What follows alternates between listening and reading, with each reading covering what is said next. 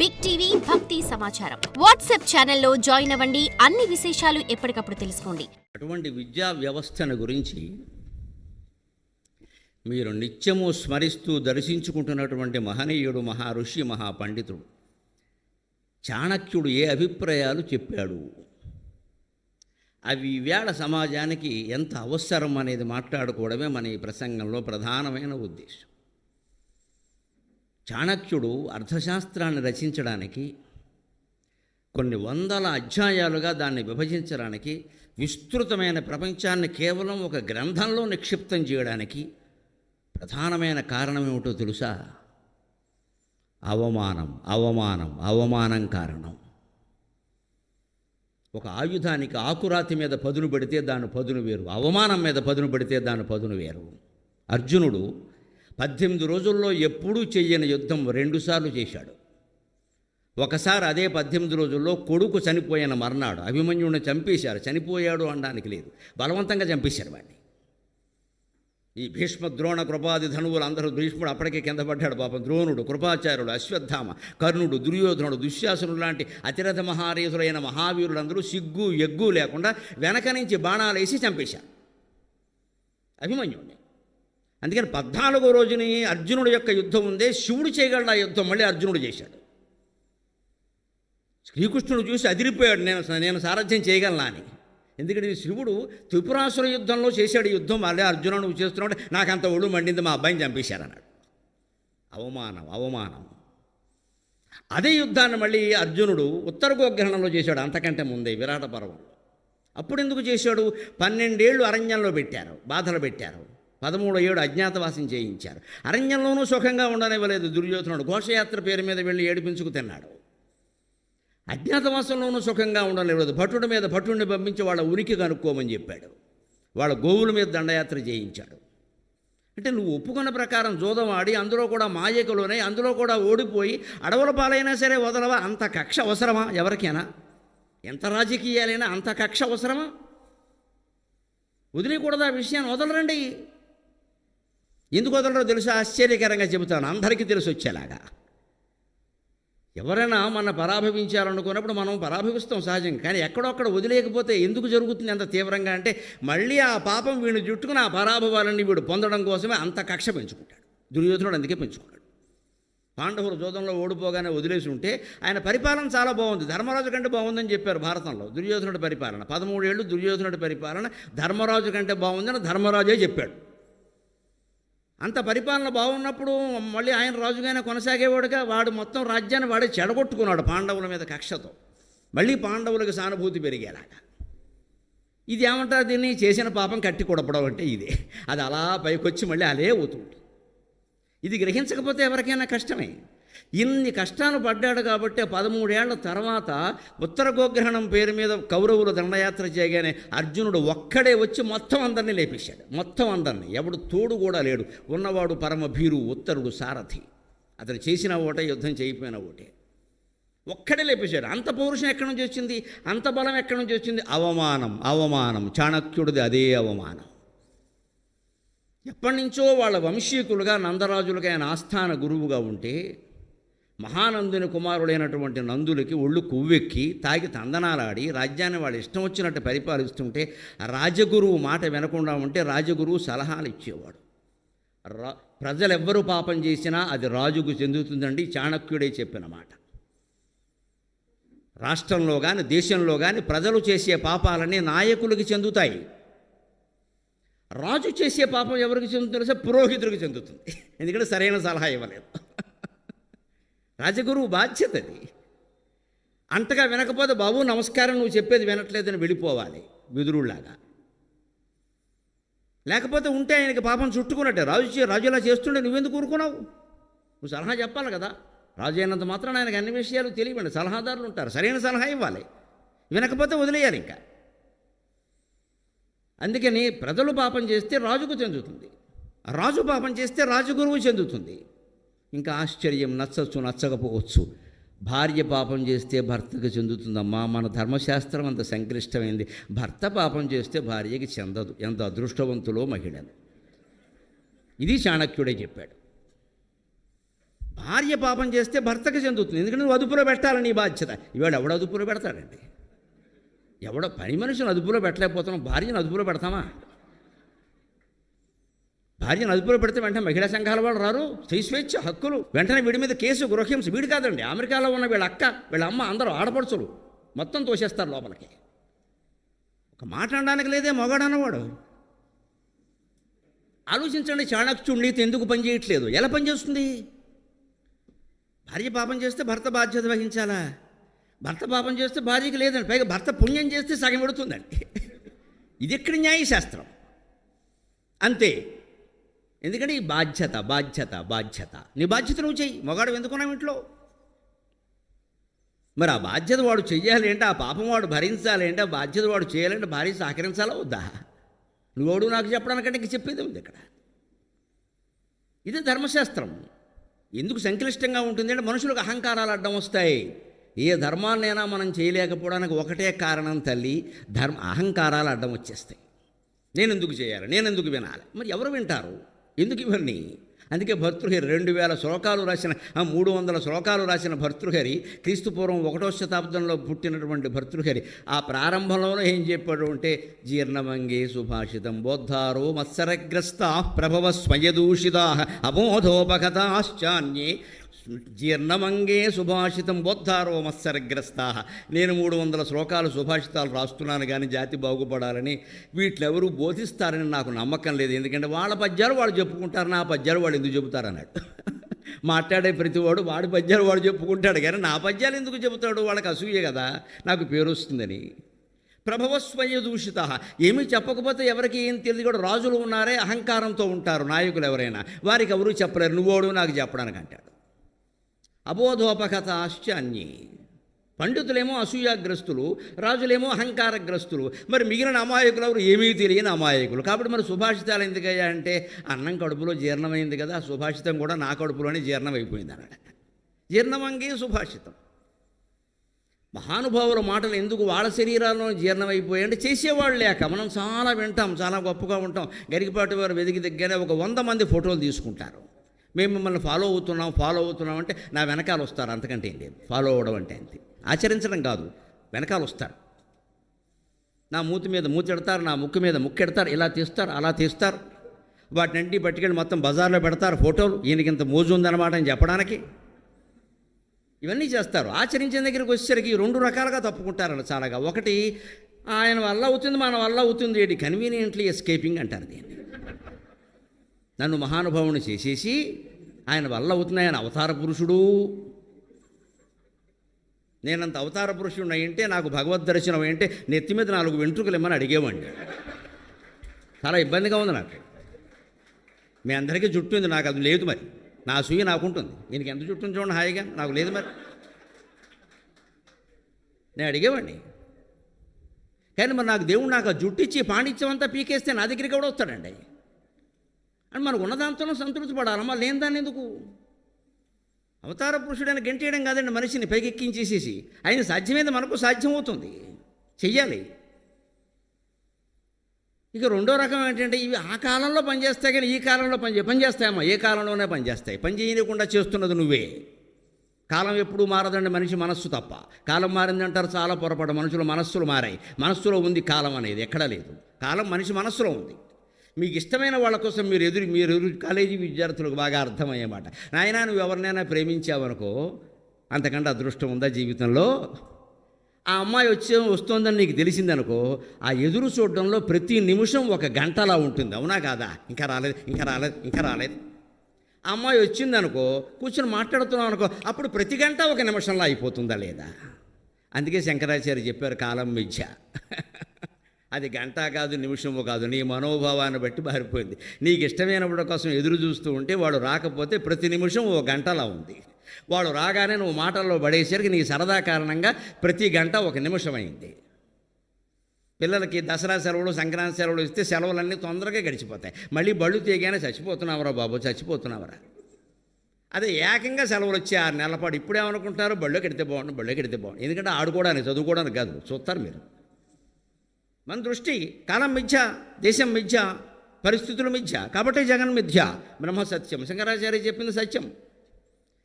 ఈ ప్రపంచానికి చాణక్యుడు ఏం బోధిస్తున్నాడు స్పష్టంగా అంటే, అవమానంలో రాటుదేలినప్పుడు నీ వ్యక్తిత్వం బయటపడుతుందయా. ఆ అవమానం జరిగింది ఎలాగా? నందులు ఆయన రాజగురువై ఉండగా మాట వినకపోతే పోయే. ఆయన సింహాసనం మీద ఆయన కూర్చుంటే, నువ్వెవడవయ్యా, మేము ఎక్కడి నుంచి వస్తే కూర్చున్నావు. గురువు ఎందుకు లేస్తాడండి? శిష్యుడు వస్తే ఎంత మహారాజు అయినా సరే లేవకూడదమ్మా, ధర్మశాస్త్రం ఒప్పుకోదు. మన పురాణాల్లో సూతుడు అని ఒక మహర్షి ఉంటాడు. సూతుడు అంటే శూద్రుడు, బ్రాహ్మణుడు కాదు. ఆయన పురాణాలు చెబుతాడు. సూతకులం. ఆయన పురాణం చెబుతుంటే కొన్ని వేల మంది వింటారు మహర్షులు నైమిషారణ్యంలో. బలరాముడు వచ్చాడు, శ్రీకృష్ణుడు అన్నగారు. ఈయన లేవకూడదు, అది పద్ధతి. ప్రవచనం చెప్పేవాడు లేవకూడదు. ఆయన ఋషి, ఆయన వ్యాసుడితో సమానం. ఆయన చూసి ఇతరులు లేవాలి కానీ ఆయన లేవకూడదు. అందుకే ఆయన లేవలేదు. సూతుడికి ఏం అహంకారం లేదు. బలరాముడు కోపం వచ్చేసింది. ఆయన ఆగలేటి కొట్టేశాడు, చచ్చిపోయాడు సూతుడు. నేను వస్తే లేవా ఏమిటి? ఈయన బలరాముడు అయితే ఎవడికట్ట? శ్రీకృష్ణుడు ఆ మాట అండం, బలరాముడు అంటాడు. అన్నగదు, ఆయన వేరు ఈయన వేరు. ఈయన అవతారం, ఆయన వేరే. ఈయన భగవంతుడు సాక్షాత్తు. అందుకని ఆయన వేరు, ఆయన లక్షణాలు వేరు. ఈ అహంకారాలు పనికిరావు. అందుకని రాజగురువు నందుడు రాగానే చాణక్యుడు తన ఆసనం మించి లేవకూడదు. వాళ్ళ కోపం వచ్చిందండి. జుట్టట్టుకు లాగారండి కిందికి. అదిగోనమ్మా అక్కడ నిలబడిన వ్యక్తి జుట్టు పిలక శిఖ ఊడిపోయి ఉంది, గమనించండి. వాళ్ళు లాగిన పిలక, దుశ్శాసనుడు పట్టుకుని లాగిన జుట్టు ఎలాగైతే వాడి రక్తంతో ముడివేసే వరకు ద్రౌపది ముడివేసుకోలేదు, ఈ నందరాజులు నాశనం అయ్యే వరకు నా శిఖ నేను ముడివేయనని ప్రతిజ్ఞ చేసి సాధించిన మహానుభావుడు చాణక్యుడు. అదే ఆయన విజయం. అవమానంబుల రాటుదేలిన మహావ్యక్తిత్వ సంపన్నుడు. ఆ మహానుభావుడు గురించి 1116 పద్యాల సాగర ఘోష కావ్యంలో నేను ఉండబట్టలేక అద్భుతమైన పద్యం రాశాను. ఎంత మహానుభావుడు అయ్యా, మాకెంత స్ఫూర్తి. అవమానంబుల రాటుదేలిన మహావ్యక్తిత్వ సంపన్నుడు. ఆర్షవనం బంధున శాస్త్రగంధ తరురాజంబు. శాస్త్రగంధ తరురాజంబైన చాణక్యుడు ఎంత విశేషంబుగా అర్థశాస్త్రమును సంధానించెనోగాని, ఈ భువనం బంధున సత్ప్రభుత్వముల కొప్పుల్ నింపే తద్గంధముల్.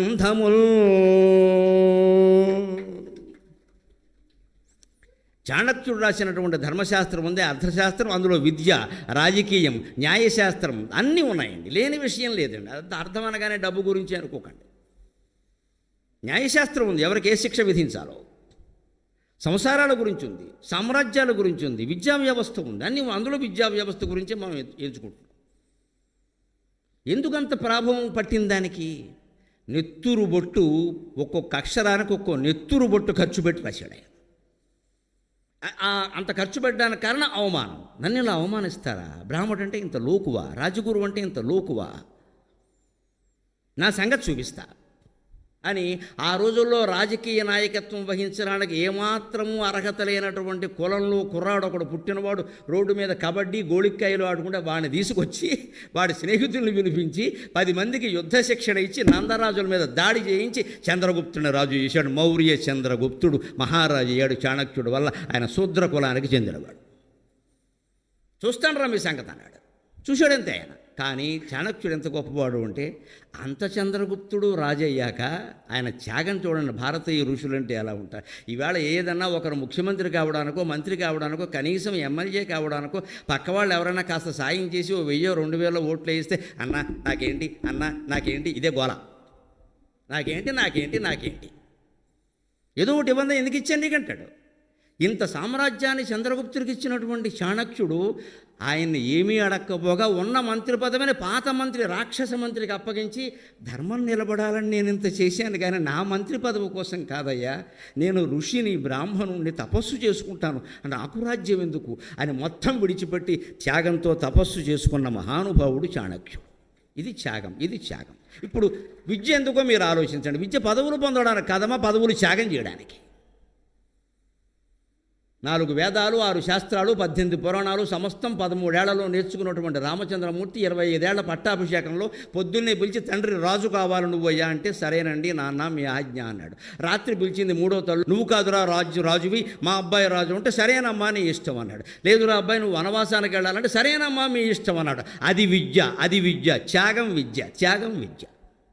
నువ్వు కలెక్టర్ అవ్వడం, డాక్టర్ అవ్వడం, యాక్టర్ అవ్వడం, రియాక్టర్ అవ్వడం ఇది పెద్ద విషయం కాదు. ఇది ఏదో ఒకటి అవుతావు.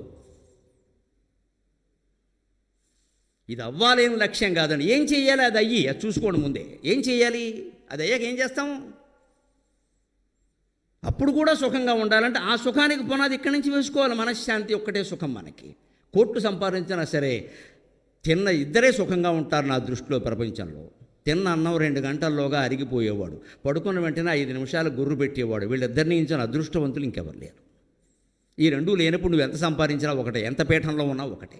పడుకోగానే నిద్ర పట్టదు, తిన్నది అరగదు, పొద్దున్న 20 బిళ్ళలు, సాయంత్రం 20 బిళ్ళలు. దేనికి నీ బతుకు ఇక్కడ? బిళ్ళలకు అంకితమైంది బతుకు. పిల్లలకు అంకితం కావాల్సిన బతుకు బిళ్ళలకు అంకితమైంది. ఇంతే సరిపోతుందండి. ఎందుకు సంపాదించడం? దీనికోసం అనవసరంగా వదిలేశాడు చాణక్యుడు. మొత్తం రాజ్యాన్ని వదిలిపోయాక పాతరాజు రాక్షసరాజు, ఎందుకంటే ఆయన నందుల మంత్రి, ఆయన కక్ష కడతాడు. వద్దయ్యా, నేను ధర్మం కోసం చేశానయ్యా. చాలా తెలివైన వాడివి, ముద్రా రాక్షసం నాటకం చదివితే అర్థం. చాలా తెలివైన వాడివి, నువ్వు మంత్రిగా ఉండాలి. నేను కోరుకున్నది నీ తెలివితేటలు ధర్మం కోసం వినియోగపడాలి, అధర్మం కోసం కాదు. తెలివితేటలు ఎప్పుడు 2 రకాలుగా ఉంటాయి. ధర్మానికి అధర్మానికి ఎలాగైనా వినియోగించవచ్చు. దయచేసి యువతరానికి పాఠాలు చెప్పేవాళ్ళు దయచేసి తెలివితేటలు గొప్పవని చెప్పకండి, సంస్కారం గొప్పదని చెప్పండి. తెలివి లేకపోయినా మంచిదే, మడ్డి మనిషి అయినా మంచిదే. ఎవరిని మోసం చేయకుండా ఉంటే చాలు, ఏం అక్కర్లేదు. She is bright, he is bright, he is bright. 6 మొగుళ్ళు మారారు, 3 పెళ్ళాలు మారారు. వాడు బ్రైట్ అయితే మనకేమిటమ్మా పని లేక? ఎందుకు బ్రైటు? జీవితంలో 3 పెళ్ళాలు మారుస్తావా, 3 మొగుళ్ళు మారుస్తావు, నువ్వు బ్రైట్ ఇక్కడ. దేనికి బ్రైటు? జీవితంలో స్థిరత్వం లేదు, ఒక నీతి కట్టుబడలేవు, నువ్వెందుకు బ్రైట్ అయితే ఎవడకట్ట? మొన్న చూస్తుంటారు మీరు పత్రికల్లో, ఐఏఎస్ టాపర్, నేషనల్ లెవెల్. ఈవిడ కూడా టాపర్, ఇద్దరు కలిసి టాప్ లేపారు, విడాకులు అయిపోయినాయి. పేపర్లో వచ్చింది. 2 ఏళ్ళు కాపురం చేస్తే విసుగొచ్చిందా? ఈ నీళ్ళు బంగారంగా 40 ఏళ్ల పాటు చేస్తున్నాం, విసుగు రాలేదు. ధర్మం అమ్మా, ధర్మం. భార్య జుట్టు కాస్త తెల్లబడగానే విసుగొస్తుందమ్మా. నీకు తెల్లబడలేదా? ఇద్దరు కలిసి పోరా, ఇక్కడ కూర్చుంటారు. ఇక్కడ తెల్లబడితే ఏమైంది? ఇంతకాలం నేను సేవించింది. అదే శ్రీనాథుడు చెబుతాడు, జుట్టు సగం నల్లగా సగం తెల్లగా ఉంటే తిలతండుల న్యాయం అంటారు. చిమ్మిడి చనివిడి లాంటివి చేయాలంటే నువ్వులు బియ్యం కలిపి చాట్లో ఆరబోసేవారు. చక్కగా ఉంటుంది చూడడానికి, అలాగే ఉంచుకోవాలి. దానికి రంగు వేయకూడదు. జుట్టుకు రంగు వేయడం అంత దరిద్రం ఇంకోట్లేదు, వెంటనే మానేయండి. కుర్రాళ్ళకి చెప్పక్కర్లేదు ఈ విషయం, పెద్దాళ్ళకే చెప్పాలి. ఇది కొంపలు అంటుకుపోయినట్టు వేసేస్తారు ఇక్కడ, ఇలా వేసినట్టు తెలిసిపోయాయి అందరికీ. ఎందుకంటే వేసేది మీ ఆవిడ, ఇంకెవరో. ఎందుకింత ఏమైంది తెల్ల జుట్టు ఉంటే? 20 ఏళ్ల కూర 60 ఏళ్ల వాడిని 20 ఏళ్ల వాడంటే ఆనందంగా ఉంటుందండి. 20 ఏళ్ల వాడిని 60 ఏళ్ల వాడంటే ఏదైనా ఒకటే కదా. మన వయస్సు ఏమిటో, మన ధర్మం ఏమిటో అలాగే ఉండాలి కదా. అందుకని ఆయన అలాగే ఉండి మొత్తం రాజ్యం వదిలేశాడు. అవమానంబుల రాటుదేలిన మహావ్యక్తిత్వ సంపన్నుడు, ఆర్షవనం ముందున శాస్త్రగంధ తరురాజంబు. ఋషులనేటువంటి ఋషి సంస్కృతి అనే ఉద్యానవనంలో పెరిగిన చెట్లలో గంధపు చెట్టు, మంచి గంధపు చెట్టు చాణక్యుడు. అంటే శాస్త్రం రచించాడు, అర్థశాస్త్రాన్ని. ఎంత విశేషంబుగా అర్థశాస్త్రమును సంధానించనో గాని ఈ భువనం బందున సత్ప్రభుత్వముల కుప్పులు నింపే తద్గంధములు. ఈ ప్రభుత్వం అనేది ఒక స్త్రీ అనుకుంటే, ఆ స్త్రీ కొప్పులో పెట్టుకునేటువంటి సుగంధభరితమైన పుష్పంలాగా, అన్నిటిలో మేలి పుష్పంలాగా, చెంపకాశోక పున్నాగ సౌగంధికల సత్కచ అని అమ్మవారిని పూజించినట్టుగా అటువంటి పుష్పంలాగా చాణక్యుడి గ్రంథం విరాజిల్లుతోంది. ఎందుకు విరాజిల్లుతోంది? ఆయన సూక్తులు చాలా భాగం విచిత్రం ఏమిటంటే, ఇవాళ మనం వాడుకలో ఉన్న, మీకు కూడా తెలుసున్నవి చాలా భాగం చాణక్యుడు రచించాడు. చాణక్యుడు అని తెలియదు, కాపీరైట్ కోసం దెబ్బలాడలేదు ఎప్పుడు ఆయన. కృషితో నాస్తి దుర్భిక్షం, ఎంతమంది ఎన్నిసార్లు విన్నారండి? అది చాణక్యుడిది, చాలామందికి తెలియపోవచ్చు. అతి సర్వత్ర వర్జేత్. కృషితో నాస్తి దుర్భిక్షం. వ్యవసాయం బాగా ఉంటే కరువు ఉండదు, దాని అర్థం అది. కష్టపడితే ఫలితాలు వస్తాయని చెప్పకూడదు. కృషి అంటే కష్టం కదా అక్కడ. కృషి అంటే వ్యవసాయం, కృషి నుంచే కర్షకుడు వచ్చింది. వ్యవసాయం ఏ దేశంలో బాగా ఉంటుందో అక్కడ కరువు ఎందుకు ఉంటుందండి? వ్యవసాయం బాగా ఉంటే కరువు ఉండదు, అది చాణక్యుడిది. అతి సర్వత్ర వర్జేత్. మంచితనం కూడా అతి పనికిరాదు. అతి సర్వత్ర వర్జేత్. అతి ఎప్పుడూ పనికిరాదు. అతిగా మాట్లాడడం పనికిరాదు, అతిగా చూడడం పనికిరాదు, అతిగా నిద్రపోవడం పనికిరాదు, అతిగా తినడం పనికిరాదు, అతిగా దానం చేయడం కూడా పనికిరాదు. అతి కామాత్ హత దశగ్రీవ, అతి క్రోధాత్ దుయోధనక, అతి లోభాత్ సుయోధన, అతి కామాత్ దశగ్రీవ, అతి దానాత్ హతః కర్ణ, అతి సర్వత్ర వర్జేయత్. చాణక్యుడు శ్లోకం ఇది. రావణాసురుడు విపరీత కామవాంఛ వల్ల చచ్చిపోయాడు అన్యాయంగా. ఎందుకంటే సీతాదేవి నెంబర్ 27 నేను రామాయణం చదివి లెక్కెట్టా, ఇదో పని. ఆవిడ నెంబర్ 27. అంతకుముందు 26 అయ్యారు ఈ వెధవకి. 26 దాని దగ్గర బుద్ధి వచ్చినా వాడు బతికేవాడు. సీతజోలికి వచ్చాడు, తెచ్చాడు. సీతజోలికి ఎందుకు వస్తాడో తెలుసు, ఇందాక చెప్పాను, పాపం పండడం అంటే అదే. సీత జోలికి వాడిని చంపేవాడు జోలికి ఎందుకు వస్తాడు, ఇదివరకే ఎందుకు చుక్క పెట్టాడు అంటే వీడు చేసిన పాపాలకి అవతల వాళ్ళు బలహీనలు కావడం వల్ల కష్ట తీర్చుకోలేకపోయారు. అంచేది వీడి పాపమే వీడిని లోపల చెయ్యి, ఇంకోటి చెయ్యి, ఎందుకంటే నువ్వు పోవాలి చెయ్యి లోపల తన్నేస్తూ ఉంటుంది, చేస్తాడు. ఎవరిని పట్టుకుంటాడు, ఎవరిని కొడితే వీడు పుచ్చి ఎగిరిపోతుందో వాడిని పట్టుకుంటాడు. అదే పట్టుకున్నాడు. రాముడు జోలికి వెళ్ళాడు, అయిపోయింది. అందుకే చేస్తాడు మనిషి పాపం పండడం అంటే. అందుకే విష్ణుమూర్తిని చాలామంది అవతరించనంటే ఆయన పాపం పండనే అంటాడు. ఎందుకంటే పండినకాయ రాలకొట్టడం చాలా తేలిక, పచ్చికాయ దెబ్బ కొట్టిన రాలదు, దాని అంతరదే రాలిపోతుంది మనకేందుకు. కానీ పాపం పండుతుంది. అలాగా రావణాసురుడు అతి లోభాత్ సుయోధనక. పోనీ ఇందాక మనం చెప్పుకున్నట్టుగా అరణ్యవాసంలోనన్నా వదిలేసి అక్కడైనా ఊరుకుంటే యుద్ధం జరిగేది కాదండి. ద్రౌపదిని జుట్టట్టుకు లాగాడు, అవమానించాడు, ప్రతి చోట అవమానించాడు ఇంక అందరినీ. దాంతో యుద్ధం వచ్చి పడింది, నాశనం అయ్యాడు. ఆ లోభం ఉండని పోని కొద్ది ఎక్కడో ఒకడు ఆకు చుక్కబెట్టు, పెట్టలేదు. అంతేకాదు మంచి గుణాలు కూడా అంతే. అతిదానాత్ హతకర్ణ. కర్ణుడు గొప్ప దాత అందరికీ తెలుసు, నిజమే. కానీ కవచకుండలాలు అడిగితే ఇచ్చేయడమే, ప్రాణం పోదా, ఆలోచించుకోద్దా. మంచితనం కూడా అతి పని. అందులో ఈ కాలంలో అసలే పనికిరాదు. ఎవరు కన్నీళ్ళు పెడితే నేను చూడలేనని మనకున్న ఎకరాలన్నీ అమ్మేస్తే మనం ఎడుస్తూ కూర్చోవాలి, కన్నీళ్ళు పెట్టుకుంటాం. ఎవడో అందరూ చూస్తారు, అప్పుడు అక్కడ ఫోటోలు తీస్తారు. అందుకే మొదలు చెడ్డ బేరము లేదు, తనకు మాలని ధర్మం లేదు, అంతే చెబుతుంది భారతీయ సంస్కృతి. అతిగా చేయమని చెప్పదు. మంచితనం కూడా అతి పనికిరాదు, మెతకదనం అసలే పనికిరాదు, గట్టిగానే ఉండాలి ఖచ్చితంగా. ఈ అతి సర్వత్ర వర్జీయత ఎవరిదండి? చాణక్యునిది. విద్వాన్ సర్వత్ర పూజ్యతే, ఎంతో గొప్ప మాట, మనం చాలామంది చెప్పుకుంటాం. అది చాణక్యునిది. సర్వేంద్రియాణం నయనం ప్రధానం. ప్రతి కంటి ఆసుపత్రి దగ్గర ఉంటుంది మాట. అది చాణక్యునిది. సర్వేంద్రియాణం నయనం ప్రధానం. అంతేకాదు చాలామంది ఉపన్యాసాల్లో వాడతారు వినాశకాలే విపరీత బుద్ధికి. అది చాణక్యునిది. వినాశకాలే విపరీత బుద్ధికి. పైగా ఒక విలన్ని దృష్టిలో పెట్టుకుని ఆ మాట చెప్పట్లో, ఒక హీరోని దృష్టిలో పెట్టుకుని చెప్పాడు. నేను చెప్తాను ఎవరిని దృష్టిలో పెట్టుకుని ఈ మాట చెప్పాడు, ఆశ్చర్యపోతారు. వినాశకాలే విపరీత బుద్ధి, అది చాణక్యునిది. నమాతు పరదైవతం గాయత్ర్యా పరం మంత్రం. నమాతు పరదైవతం. గాయత్రి మంత్రాన్ని మించిన మంత్రం లేదు, తల్లిని మించిన దైవం లేదు. ఈ మాట చాణక్యునిది. విద్వాన్ సర్వత్ర పూజ్యతే, ఈ మాట చాణక్యునిది. ఎన్ని రకాల వాక్యాలండి ఆయన, గొప్ప వాక్యాలు ఇక్కడ. ఆత్మార్థే పృథివీం త్యజేత్. నేనెవరు అని ఈ ప్రశ్నకి సమాధానం తెలుసుకోవాలంటే, ఆత్మజ్ఞానం పొందాలనే తపన నీకు కలిగితే భూమండలం మొత్తం విడిచిపెట్టి, పెళ్ళాం బిడ్డలు కాదయ్యా, భూమండలం మొత్తం విడిచిపెట్టి, తప్పేం లేదు పో, అన్నిటికంటే అంత ముఖ్యమన్నారు. అది చాణక్యునిది. ఆత్మార్థే పృథివీం త్యజేత్. అంతేకాదు చాలామంది రాజకీయాలు సహా పత్రికల్లో నిరంతరం వస్తూ ఉంటుంది, యథా రాజా తథా ప్రజ. అది చాణక్యునిది. ఎన్ని మాటలు చాణక్యునివి. కానీ మన దేశ ఋషులు మహానుభావులు ఎలా ఉంటారంటే, they never demanded for copy right. అది భారతీయ సంస్కృతి. అసలు ఆయన పుస్తకమే రాయలేదు, శిష్యులకు చెప్పాడు, వాళ్ళు రాసుకున్నారు. వాళ్ళు ఏం చేశారో ఆయనకు అనవసరం, వదిలేసి మహాతపస్సుకి వెళ్ళిపోయాడు. కానీ కాలక్రమంలో ఆ సంగతి అమ్మవారు చూసుకుంటుంది కాబట్టి ప్రచారం అయ్యే మహానుభావుల వాక్కులు ఎక్కడికి పోవు. చాణక్యుడు వాక్యాల్లో ఉండే గొప్పతనం గమనిస్తే అర్థం, అతి సర్వత్ర వర్జీయత, ఎంత గొప్ప మాట. అప్పుడు నువ్వు చాణక్యుడు లాంటి వాడు పోతావు. ఊరికి ఆయనలా పంచికెడితే ఉపయోగం ఏంటి ఇక్కడ? అందుకే నేను చాణక్య నీతి సూత్రాలనే పుస్తకం తెప్పించా పనిగట్టుకుని.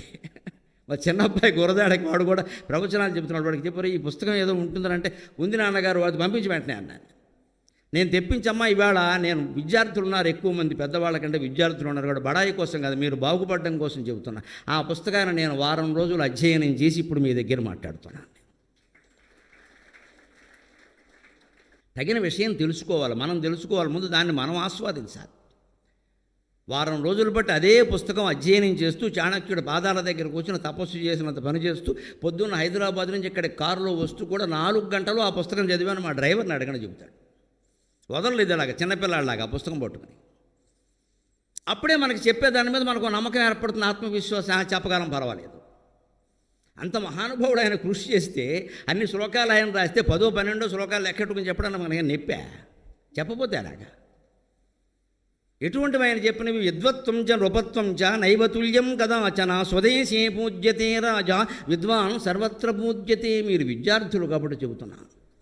విద్య దానికోసం దీనికోసం అంటే నమ్మకండమ్మా. విద్య కేవలం సంస్కారం కోసం, విద్య కేవలం జ్ఞానం కోసం, నీ ఉద్యోగం కోసం కాదు. విద్య నీ డబ్బు సంపాదించడం కోసం కాదు. డబ్బు సంపాదించడానికి 100 మార్గాలు ఉంటాయి, దానికి విద్య అక్కర్లేదు. ఏ విద్య రాని పల్లెటూళ్ళ వాళ్ళు కూడా చాలా సంపాదిస్తారు. సంపాదించడం కోసం విద్యాన్ని మీరు ముందు భావించడం మానండి. చెప్పొద్దు అంటారు, మీరు భావించాక చెబుతారు. భావించడం మానండి. అందుకోసం కాదు, నీ జీవితంలో ఏ సమస్య వచ్చినా నువ్వు తట్టుకుని ఎదుర్కోగలిగితే నువ్వు విద్యావంతుడు అని లెక్క. చిన్న సమస్య రాగానే మనం చేసే పని ఏమిటి? సీలింగ్ ఫేనాయ విద్మహే చున్నీ కంఠాయ ధీమహి తన్నో చావు ప్రచోదయాతు అయిపోయిందంతే. ఇందుకోసమా సిఏ అంటే చావుకి అప్లికేషనా? ఇందుకోసం ఎంబీఏ ఇంజనీరింగ్ ఈ సీలింగ్ ఫ్యాన్ గురేసుకోవడానిక? నీకు వచ్చిన సమస్య నువ్వు పరిష్కరించుకోలేకపోతే ఎందుకు చదివినట్టు MBA? Managing what is managing? You can't manage your own life. నీ జీవితాన్ని నువ్వు మేనేజ్ చేయలేవా?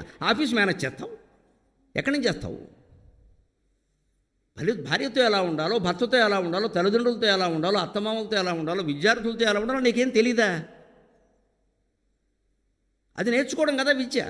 అందుకోసం చెప్తున్నాడు, విద్యావంతుడు ఎందుకు కావాలి అంటే విద్వత్వంచ నృపత్వంచ నైవతుల్యం కదాచన. ఒక విద్వాంసుడు ముందు ఎంత గొప్ప నాయకుడు కూడా సరిపోడు. ముఖ్యమంత్రి అయినా సరే, ప్రధానమంత్రి అయినా సరే, రాష్ట్రపతి అయినా సరే, విద్వాంసుడు కనపడగానే చేతులు జోడిస్తారు. భారతీయ సంస్కారం అది, భారతీయ సంస్కారం. వాళ్ళ సీట్లోంచి నిలిచి నమస్కారం చేస్తుంటే మీరు పెద్దలు, మీరు లేవకూడదండి, మీరు మా గురువు లాంటి వారు అంటారమ్మా.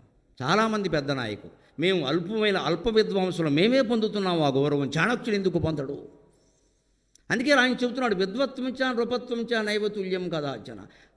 రాజకీయ నాయకత్వానికి, రాజుకి, విద్వాంసుడికి మీరు పోల్చకండి దయచేసి. అవి ఎప్పుడూ సమానం కావు.